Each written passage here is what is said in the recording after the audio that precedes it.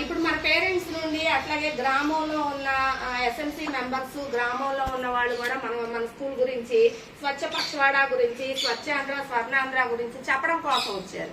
వాళ్ళు కూడా వాళ్ళు ఏం చెప్తున్నారు, మీకు మీరేం నేర్చుకోవాలో దాని గురించి చెప్తారు, వినండి.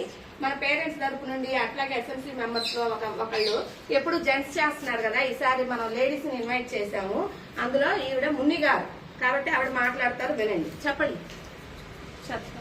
గట్టిగా చెప్పండి.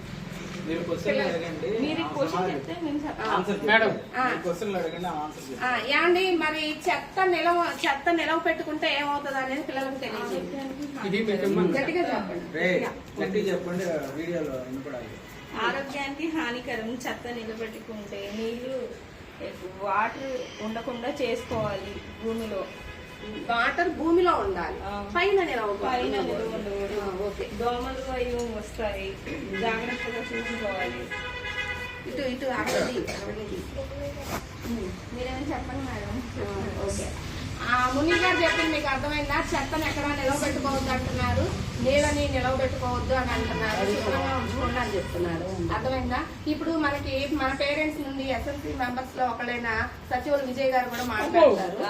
చెప్పండి, 2 మాటలు చెప్పండి.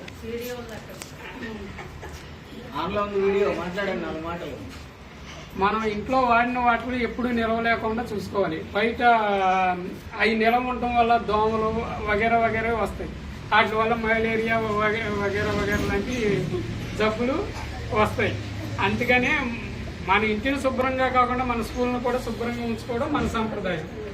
అలాగే కూడా మంచి ఆరోగ్యం పట్ల ఉదయం పూట స్నానం చేసి శుభ్రంగా స్కూల్కి వచ్చి డిసిప్లిన్గా ఉండటం మంచిది.